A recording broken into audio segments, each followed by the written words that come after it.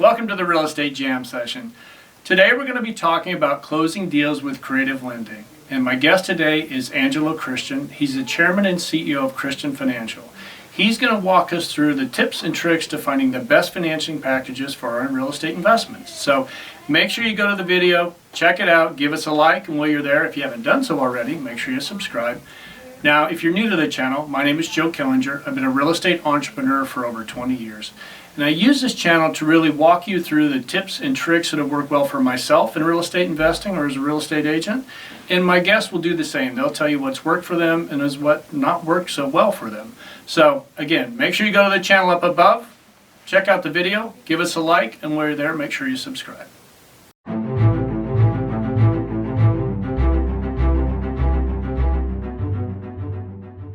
So Angelo, let's talk about creative financing. If I want to get going on my investment portfolio or single family, I know you have a lot of ideas. I think let's take this from a point of view of I'm new to real estate investing, or a new homeowner, and kind of walk us through what are the opportunities out there?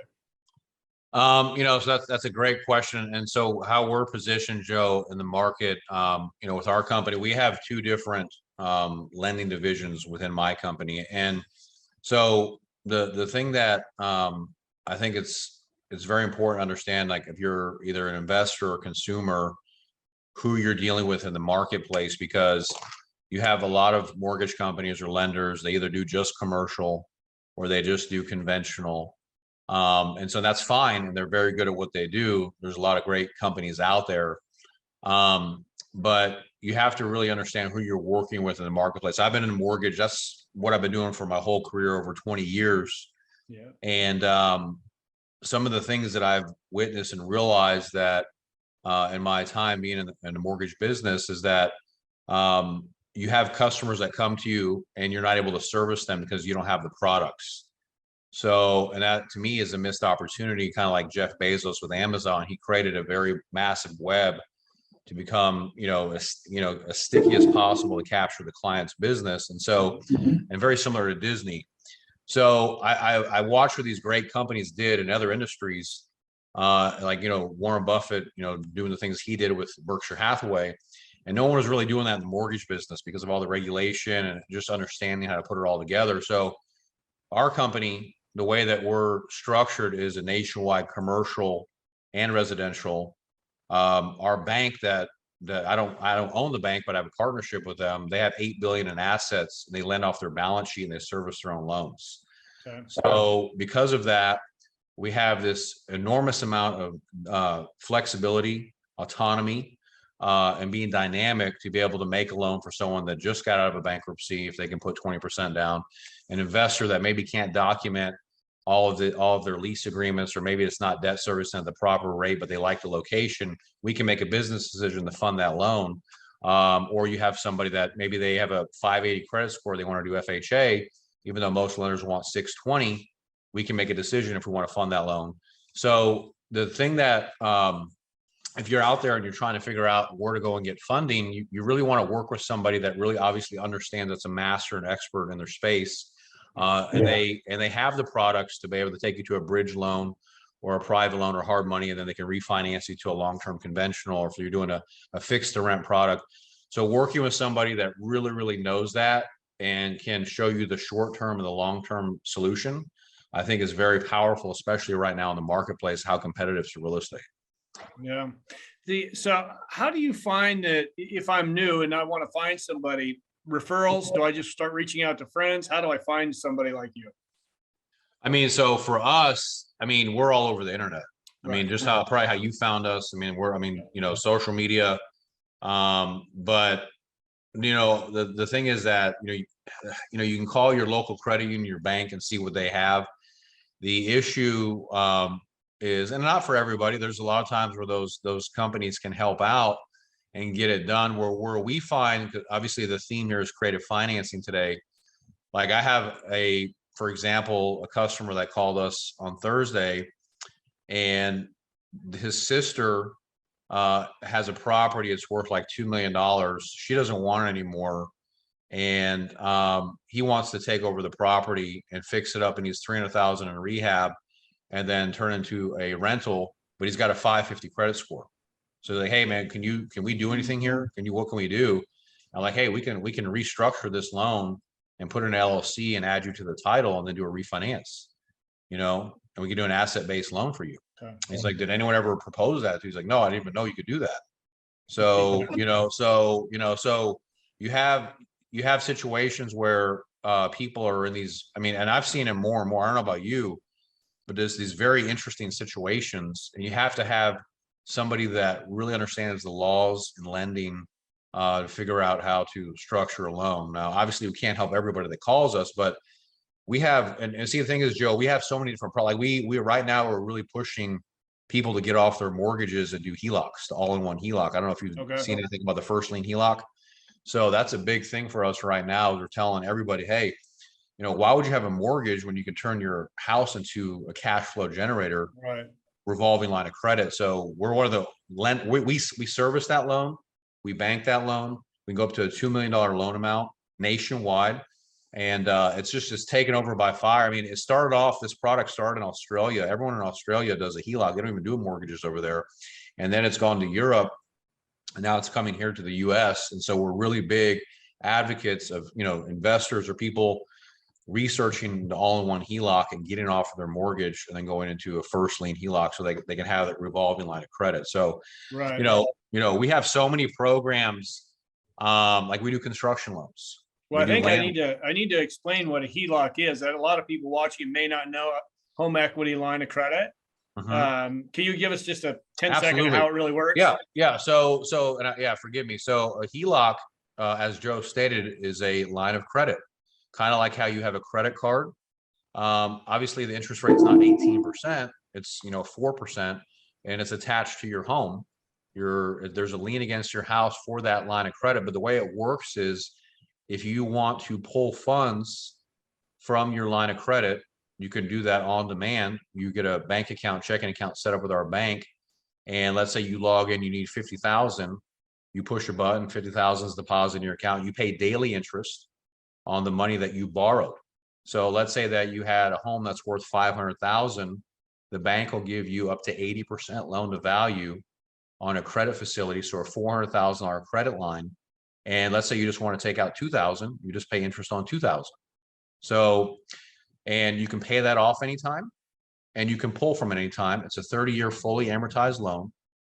The biggest thing to know is that on HELOCs, they're not fixed rate mortgages. Like a mortgage is fixed, for 5% for 30 years. HELOCs are adjustable rates. Our product adjusts to the United States Treasury. So it adjusts monthly. But the cool thing about it is you can pull funds whenever you need them, and you can pay off the loan whenever you want to, and you don't have to go through a whole refinance loan process. And you can keep doing that. And investors love it because they can do that. We do it on investment properties, second homes, and primary residence. And so it's a very attractive product, and it's attached to a checking account, and there's a daily sweep of your bank account. So what ends up happening is that if you have, let's just say you're depositing 5,000 a month, any excess money that you have will be paid down daily against the loan. And so what we're seeing is that people are paying off their house, if they had a mortgage initially, 6 years faster than if they had a mortgage. So the first lien HELOC, even with an adjustable rate, even assuming a 6% rate if it goes to that high, they're still beating a regular mortgage at 4% by 6 years. So, and we have a calculator that you can check out. But yeah, that's essentially what a HELOC is. Yeah, but I think they got to be careful with it, because if your value of your home goes down, although I'm not saying a recession's coming, but if it would happen to dip, you might end up owing. You could. The thing that what I will say is that with our HELOCs, let's just say that, because when we do it, we order an appraisal on the home. Let's say that the home is worth 500,000 at that time, and your credit facility was for 400,000. We don't lower your HELOC because it's a first lien HELOC. Right. So now conversely, if the value goes up to $1 million, we're not going to increase it either unless we do a whole new loan with you. Right. So the only time we'll suspend your HELOC is if you obviously don't make your payments on time. Sure. Or if you enter into a forbearance, we're not going to let you pull funds if you're in a forbearance situation. Right. So, but yeah, that's, Okay. That's a great yeah, way. If you've got the money to get, to start investing too. we have so many, man, Joe, I can't tell, probably 80% of my HELOC customers are investors. They're pulling funds out from their primary because of the real estate boom, and they're going to buy multifamily. Yeah. I have so That's many a good clients one. in Florida, California. Yeah. That's what they're doing. Well, if they can find multifamily inventory in California, I want to talk to them because we're struggling. No, it hasn't been. No, the people, they live there. They're like, their primaries are there. Oh, gotcha. And they're buying like in Tennessee, Okay. Mississippi, stuff like that. Yeah, we've got a lot. We're always looking for multifamily out here. All right, that was a great one. Thank you for that. I always forget about a HELOC. That's a great way to really grow your business. What else you got out there, Angelo? For investors, we have obviously blanket loans. That's a very popular loan that we do for investors. So we have clients that they have, let's just say 30 rental properties, and they're Thailand dealing with, 30 mortgages, 20 different mortgage companies, 20 different escrow accounts. We can bundle all those loans into one blanket loan for you and just give you one consolidated mortgage. And you can get, it's a commercial loan. Sometimes that works very well for investors. I get probably a call maybe once or twice a week. Somebody's got, a few hundred REOs and they want to, consolidate them. Yeah. That's a great program. It has, conventional rates, even though it's a commercial loan. Interest rates are in the 4 and 5s. You can go up to 75% loan to value. So that's a really, really hot product. I haven't heard REO in quite a while. You've been in this business for a while, haven't you? Yeah, I have been, man. REO. Well, real estate owned. It's been a while. Yeah, right after I got out of school, man, I got into the mortgage business. So I got out of school in 2005. Got my undergraduate in economics and finance. Okay. And went straight to work in the mortgage business. I've been in it ever since. Yeah. This blanket that's a great way. Can you do this on single family homes? Can you blanket them all? Absolutely. I know so many people that are doing, they're buying homes and renting them back out again or Airbnb them. And if you can take all that and put them, I'm assuming the interest rate's pretty low because it's secured by all this real estate. Yeah. So they're going to be, okay, today it's 2022 in March. The going rates are 4.5%, right? So that's the market right now for a blanket loan. So a year ago, maybe 3.5%, but right now you're going to be at 4.5% plus or minus based on the size of the portfolio. But yeah, I had a guy do one, Ohio seems to be a hot market for single family rentals. Yeah. And so he did one with 33 properties on Friday with me. And he was so happy. He bought all of his stuff with hard money, paying 12, 13%. And we cashed him out at 75% LTV at 4.875. And he was so happy. He was like doing backflips to closing. So yeah. But he was actually, he did it good. He bought all these properties. Probably 50, 60 cents on the dollar, fixed them up, waited a year for title seasoning, and then was able to use full appraised value and then refinance, got off the hard money. Smart guy, young guy, like 33 years old. Oh man. I was surprised that he had figured that out at that young of an age, I love to hear those stories. Yeah. And I was happy to help him. Yeah, I can imagine that'd be a nice deal. All right. What else you got? Those are two great tips. So, the thing that I would say, a thing that's really taking off right now that is very powerful is the non-QM, non-qualified mortgage for investors. We can close in your LLC. You can buy as many as you want. There are no income verification, conventional asset-based loans. So they're extremely attractive. So a lot of people, what they're thinking is when they get rental properties, they go to their bank and their bank does a full underwrite on them. And maybe they don't qualify to buy another rental property because of their personal debt ratio. Right. The non-QM loan is very powerful because you can purchase a rental property and it's underwritten very similar to commercial, where they're looking at the debt service of the property and your income is even added to the application. So you can close in your LLC, do a no income verification loan on the buyer, And then if you have a 700 plus credit score, you don't even need to do debt service. You just have to have the 20% down, and you can purchase unlimited, like Fannie and Freddie is capped at 10 properties. The non-QM, you can have as many rental properties as you want. And the rates are right there compared to, bank rates. So 4.5% for a no documentation loan. So That's incredible. yeah, so a lot of investors, they call us for non-QM because they want to close in their LLC, they want to do multifamily, they want to do single family. Yeah. And maybe they don't have the income, they're self-employed, they write it all off. So the no doc loan is, it's taken over like wildfire for us. You don't think down the road those will be coming back? Well, that's a good question. You brought that up. So during the pandemic, and we actually did a study on this, that people are putting, just so you're aware, between 20 to 30% down. Oh, okay. Yeah. And you have to have obviously 700 plus credit. Yeah. So the thing is that those loans outperformed FHA loans during the pandemic. Really? Yeah. Well, think about it. FHA, you're putting 3% down, 3.5% down, and you're dealing with lower FICO scores. Yeah. So, and the reports all came back, from Stearns showing that these non-QM loans actually perform better, less default rates than government-backed loans. And so that's public information. Anyone can go research that. Sure, yeah. So you think about someone who has 20 to 30% skin in the game, they're not going to let that property go into default. Right. So, yeah, so it's a good question. And a lot of people have asked me that. And I said, look, just look at the data. Yeah. But yeah, those are hot products for investors. Obviously, we do fix and flip too. We do a new program called Fix to Rent. So if you're an investor, you're buying a distressed asset, you can get the bridge money, the bridge capital to fix up the property and then refinance it. Now what we do, if you let us be the lender for the permanent loan, there'll be no additional closing costs for the refi for the perm loan. Right. So like you buy the property, you fix it up, you refinance it. And normally you'd have to go through a whole refinance process if you want to keep it as a long-term rental to convert it over to a conventional loan. So with us, we'll do the refi for you, and there'll be no additional fees if you let us be your conventional lender to get off of the hard money.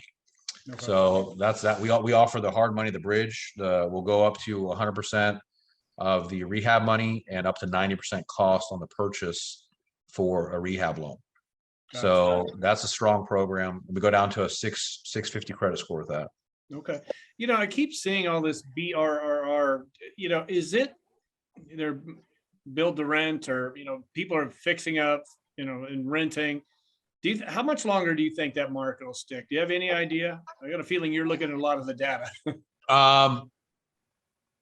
What I've seen more and more, Joe, recently, in the last 5 years, is that you have more and more investors coming into the space.